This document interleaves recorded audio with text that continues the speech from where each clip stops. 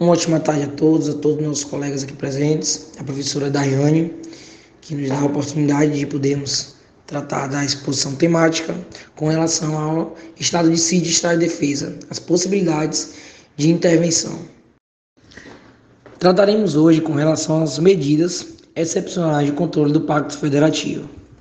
O controle do Pacto Federativo, de antemão, temos de entender que ele é regularizado mediante duas questões. Primeiro, o controle de constitucionalidade, a decorrer das cláusulas pétreas, e as ações, que são o controle de constitucionalidade direto, que são as ações judiciais prestadas ao Supremo Tribunal Federal ou a outros órgãos, como a ação direta de constitucionalidade, ação direta de inconstitucionalidade, ação direta de inconstitucionalidade por omissão e as outras ações prestadas.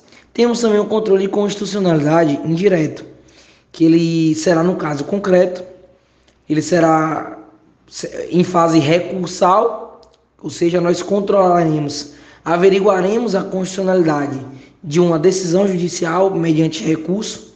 Nas ações, nós requeremos ao judiciário a análise de um artigo ou de uma lei, de alguma medida dos órgãos políticos e legislativos. Ainda mais precisamos entender as características dessas medidas excepcionais. Primeiro, ela é um ato político, pois ela pode ser prestada apenas pelo presidente da República, ou seja, tem que ser decreto do presidente. Ela é o oposto do princípio da autonomia. Por quê? Porque ela é uma quebra necessária desse princípio para que podemos, em situações excepcionais, regularizar determinadas questões. E ela tem um caráter excepcional, ou seja, apenas em casos de exceções nós podemos decretar essas medidas excepcionais, mas claro, mediante a observação de determinadas delimitações, período de tempo e o órgão em que se estabelecerá. As possibilidades de intervenção estarão prescritas no artigo 34 da Constituição Federal. O artigo 34 da Constituição ele vai tratar dos pressupostos materiais, que são os requisitos, apenas os casos exclusivos que determinadas medidas podem ser decretadas. No artigo 36 nós vemos os pressupostos formais, ou seja, as formalidades acerca da decretação da intervenção. Então, assim, o prazo, como ocorrerá. Essa temática será abordada mais à frente também pelos meus colegas. Os Estados-membros organizam-se e se regem pelas constituições e leis que adotarem. Eles possuem competência residual, visto que as competências e atribuições da União encontram-se expressas na Constituição e as dos municípios encontram-se associadas aos interesses locais. Assim, a residualidade indica que, não havendo atribuições expressas da União, ou não se tratando de interesse local, a competência será do Estado-membro. Os Estados-membros são reconhecidos como entes federativos autônomos. Os Estados Federados são organizações jurídicas parciais dotadas de um regime de autonomia conferido pela Constituição. A Constituição de 88 atribui aos Estados-membros a capacidade de auto-organização, autolegislação, autogoverno e autoadministração. A autonomia é a capacidade de gerir próprios negócios, dentro de limites constitucionais, mas a matéria que foi entregue à União deve ser respeitada pelos Estados, que não podem se recusar a aceitar as determinações da União sobre os assuntos de sua competência constitucional. Por tal razão, os Estados-membros não são soberanos, mas apenas autônomos. O poder de auto-organização, por consequente, aparece associado à adoção de Constituição rígida para estruturar o Estado Federal, descentralizando-se o poder normativo, atinente às normas básicas das unidades regionais, também estampadas em documentos constitucionais dotados de rigidez. Nos Estados-membros, existem dois tipos de intervenções federais. A primeira delas é a intervenção federal espontânea, onde ela ocorre contra hipóteses de maior gravidade, em que a manutenção do federalismo nacional depende de uma resposta imediata e igualmente grave por parte do governo. No caso, seria o presidente da República, uma resposta imediata do presidente da República. Já a intervenção provocada, o presidente só pode decretar a intervenção depois de um pedido formal de outros órgãos e poderes, sem poder agir de ofício. Intervenção estadual no município. A intervenção do Estado em um município de seu território encontra-se prevista constitucionalmente no artigo 35 e diz que quem intervém no município é sempre o Estado, com a exceção do município que está dentro do território, caso esse que intervirá a União. Também é ato político, só que agora é do governador do Estado. É antítese ou oposição da autonomia municipal, que só pode ocorrer nas quatro hipóteses que são contempladas nos incisos do artigo 35. Ela é taxativamente prevista e também é uma medida excepcional. A intervenção espontânea. Ela se trata de uma intervenção ex officio do governador e tem três hipóteses. A primeira, dívida fundada não paga por 2 anos consecutivos. A segunda, não prestar as contas na forma da lei. A terceira, não aplicando o percentual mínimo para a educação. Intervenção provocada. Existem três hipóteses de intervenção estadual provocada. A primeira, não dá o provimento de ordem ou decisão judicial, que o TJ requisita a intervenção em que guarda um parâmetro com a intervenção federal. A segunda, não dar cumprimento à lei e pode haver a chamada ação de executoriedade de lei em um nível estadual, que é proposta pelo Procurador-Geral de Justiça, do TJ, a que se der o provimento a requisitado ao governador da intervenção. A terceira hipótese é a ação direta de inconstitucionalidade interventiva estadual, que é quando o TJ ele dá o provimento à representação para assegurar a observância de princípios indicados pela Constituição do Estado. Então, indaga-se quais seriam os princípios que a Constituição Federal poderia adotar, controvendo-se assim sobre a necessidade de manter uma certa simetria com os princípios indicados na Constituição Federal. O controle político nas intervenções dos municípios. Só não haverá o controle político nas hipóteses do artigo 35, inciso 4, que só vale, portanto, nas intervenções espontâneas do governador, os incisos 1, 2 e 3. Em 24 horas, tem de ser convocada a Assembleia Legislativa, que terá de deliberar sobre intervenção. Como a Constituição não diz nada, será por maioria simples, o que vale a regra geral do artigo 47. Se ela não concordar com a intervenção por decreto legislativo, esta cessa. Automaticamente, os efeitos da cessação são ex nunc. Se o governador desrespeitar a cessação decretada pela Assembleia, a consequência é dupla.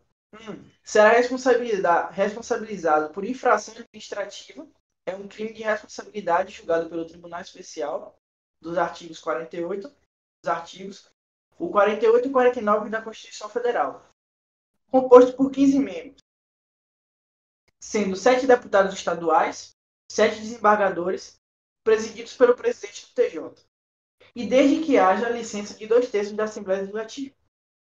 2. Desrespeitando tal decreto, o governador estará desrespeitando a autonomia municipal sem autorização constitucional para tal. Então, de tal autonomia é um princípio sensível. Com isso, dá ensejo à intervenção federal do Estado, pelo artigo 34, o inciso 4. Intervenção federal em município. Partindo do pressuposto que a União Federativa tem sua autonomia caracterizada pela tríplice capacidade de auto-organização e normatização, autogoverno e auto-administração, no que diz respeito ao governo federal, ele não tem permissão direta para interferir em municípios. As únicas pessoas políticas legítimas que poderiam interferir são os Estados-membros. Porém, quando o município está localizado no território federal, a União poderia sim realizar uma intervenção federal. Como dito no artigo 35, a intervenção no município ocorrerá sempre pelo Estado, com exceção do município que está dentro do território federal.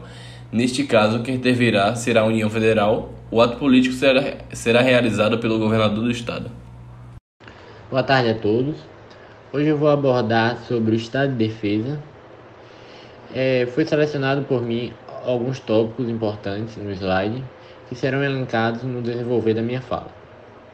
Bom, o estado de calamidade pública é a porta de entrada para o estado de defesa, o qual se caracteriza por uma situação de limitação circunstancial ao poder constituinte e reformador e de restrições a direitos fundamentais.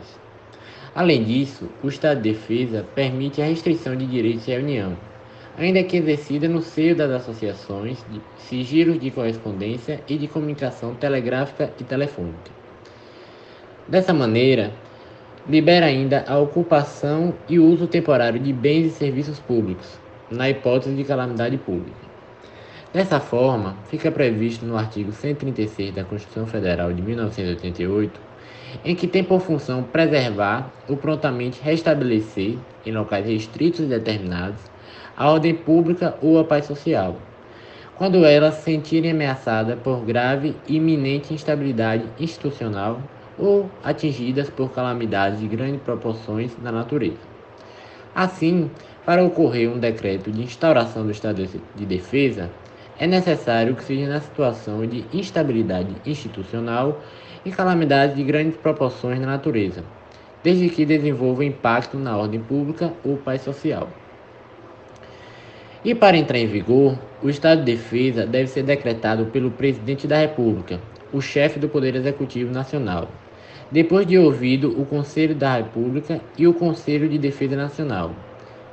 Em 24 horas, o ato precisa ser encaminhado para análise do Congresso Nacional e em até 10 dias os parlamentares devem decidir, por maioria absoluta, se mantém ou derrubam a medida, que entra em vigor imediatamente após o decreto presidencial. E a Constituição Federal prevê que o tempo de duração do estado de defesa é de 30 dias e só pode ser prorrogado por mais uma vez, respeitando o mesmo limite de 30 dias. Por fim, o estado de defesa está previsto na Constituição de 1988, mas nunca foi decretado no Brasil. Contudo, em uma matéria publicada no jornal Folha de São Paulo, em 25 de junho de 2002, o prefeito do Rio de Janeiro, César Maia, sugeriu que o presidente Fernando Henrique Cardoso decretasse estado de defesa, após a prefeitura sofrer um atentado em que foi atingida por mais de 100 tiros de fuzil. Entretanto, o Brasil passou por uma sondagem de decreto do estado de defesa, mas não ocorreu. Olá, boa tarde a todos. Complementando um pouco do estado de defesa, que Matheus falou anteriormente, eu vou falar um pouco sobre o estado de sítio. O que é o estado de sítio? É um dispositivo burocrático definido pela nossa Constituição para ser exercido em momentos em que a ordem do chamado Estado Democrático de Direito esteja gravemente ameaçada. Ou seja, situações no qual são entendidas como emergenciais. Isso é uma introdução, mas o que é realmente o estado de sítio? Em nosso país, o estado de sítio é uma medida de exceção do governo e, por causa disso, possui um prazo de atuação ilimitado, exceto em casos de guerra, mas a gente vai trabalhar isso no instante. Como uma medida de exceção, o estado de sítio permite que o poder executivo se sobressaia aos outros poderes, o legislativo e o judiciário. Assim, o equilíbrio entre os três poderes é afetado, pois, por ser uma medida tomada em situações de emergência, as decisões tomadas pelo Poder Executivo devem ter uma ação imediata para assim, garantir a solução do problema. Em quais situações é decretado o estado de sítio? Bom, o funcionamento do estado de sítio, como eu já falei, é definido pela Constituição Federal, e a Constituição Federal é de 88. No texto constitucional, o estado de sítio está situado no artigo 137, que está escrito aí no slide, onde basicamente a Constituição brasileira define que o estado de sítio pode ser decretado em três situações. A primeira é através de uma comoção grave de repercussão nacional. A segunda, fracasso das medidas tomadas no estado de defesa, na qual meu amigo Matheus já falou. E a terceira é em declaração de guerra ou resposta à agressão armada estrangeira, que não precisamente precisa ser contra outro país, pode ser contra os próprios terroristas.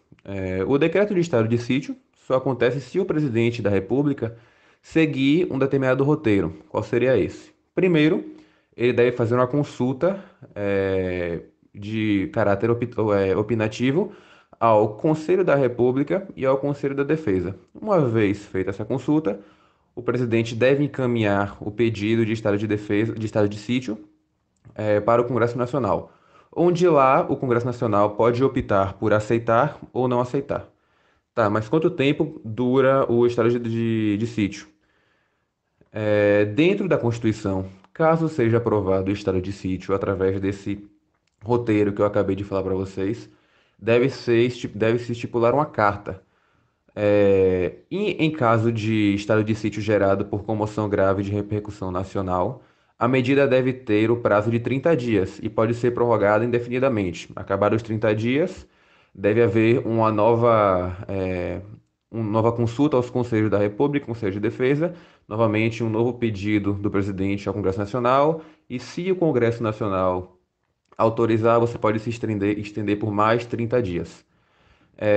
E assim por diante até que a situação causadora do problema seja selecionada. Já em casos de fracasso das medidas tomadas no estado de defesa e de declaração de guerra ou resposta à agressão estrangeira, armada estrangeira, perdão, ela pode atuar em prazo indeterminado. Agora um pouco sobre as restrições constitucionalmente admissíveis. Com o estado de sítio, o poder do executivo é reforçado para que as medidas emergenciais necessárias para a segurança do país sejam implementadas de forma mais rápida possível e mais eficiente possível. Então, o presidente, no pedido de estado de sítio, né, ele deve estipular os tipos de que ele pretende adotar e registrar os direitos constitucionais que serão suspensos caso a motivação seja comoção grave de repercussão nacional ou fracasso de medidas tomadas no estado de defesa. Há uma diferenciação que eu vou explicar daqui a pouco, mas diante desses casos, que no caso seria comoção grave de repercussão nacional ou fracasso das medidas tomadas no estado de defesa, as seguintes medidas de exceção podem ser tomadas, que são as seguintes: a obrigação de permanência em localidade determinada pelo Estado, pode-se haver a detenção de edifícios que não sejam destinados a acusados ou condenados por crimes comuns.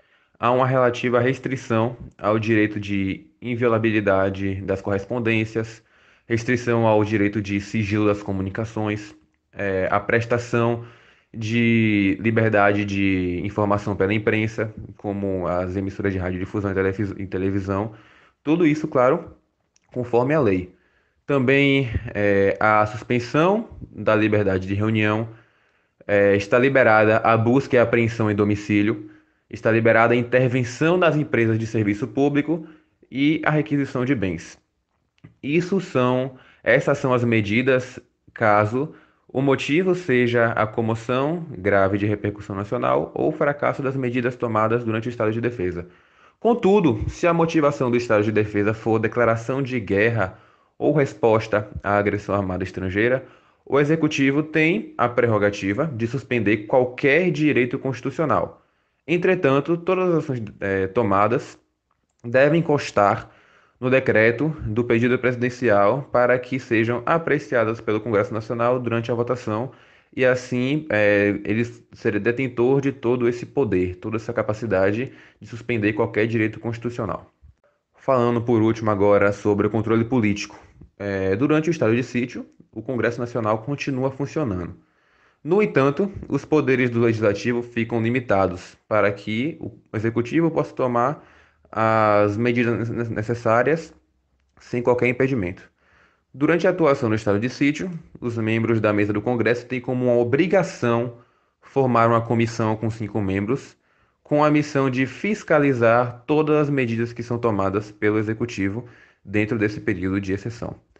Por fim, quando o estado de sítio for finalizado, o presidente é obrigado a relatar ao Congresso Nacional todas as medidas que foram tomadas. E caso seja identificado algo ilegal, o presidente pode até ser enquadrado dentro do crime de responsabilidade. Bom, esse foi o trabalho do nosso grupo sobre intervenção, estado de defesa e estado de sítio. Boa tarde a todos. O povo começar a sair, entrar na desobediência civil, sair de casa, não adianta pedir o exército não vai. Nem por ordem do Papa. Onde é que nós vamos parar? Será que o governo federal vai ter que tomar uma decisão antes que isso aconteça? Será que a população está preparada para uma ação do governo federal dura tocante a isso? O que é dura?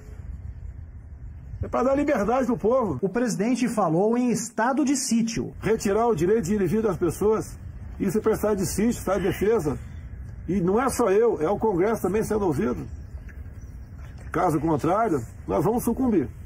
Vamos ter que reagir. Os estados de sítio e de defesa são previstos na Constituição somente para casos de guerra, grave ameaça institucional ou calamidade natural de grandes proporções. Têm de ser pedidos pelo presidente e aprovados pelo Congresso.